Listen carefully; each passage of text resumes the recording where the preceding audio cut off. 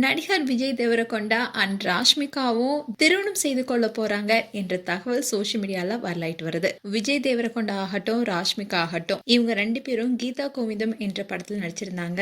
இந்த படம் பலருக்கும் பிடித்த படம்னே சொல்லலாம். இதுக்கு காரணம் கியூட்டான எக்ஸ்பிரஷனோட ராஷ்மிகாவும் விஜய் தேவரகொண்டா காதல் ரொமான்ஸ்ல பிச்சு உதறிப்பாரு. இந்த படத்துடைய வெற்றி தொடர்ந்து ரெண்டு பேரும் சேர்ந்து டியர் காம்ரேட் என்ற படத்தில் நடிச்சாங்க. இந்த படத்துல லிப்லாக் சீன்ல கூட நடிச்சிருப்பாங்க. அண்ட் இந்த படமும் சூப்பர் டூப்பர் ஹிட் அடிச்சது. இந்த ரெண்டு படங்களுக்கு அப்புறமா ரெண்டு பேருமே இணைந்து நடிக்கல. ஆனா ரெண்டு பேரும் டேட்டிங் போறது, ஊர் சுத்துவதுமா இருந்தாங்க. இருவரும் காதலிப்பதாகவும் கிசுகிசுக்கப்பட்டது.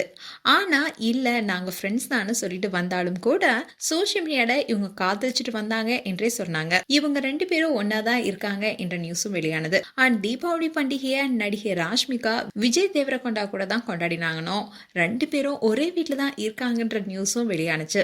இந்த நிலையில ராஷ்மிகாவுக்கும் விஜய் தேவரகொண்டாவுக்கும் கூடிய விரைவில் திருமணம் செய்ய இருப்பதாகவும், சோ அவங்களுக்கு பிப்ரவரி 2nd வீக்ல என்கேஜ்மெண்ட் நடக்க இருப்பதாகவும் சோசியல் மீடியால தகவல் வெளியாகி இருக்கு.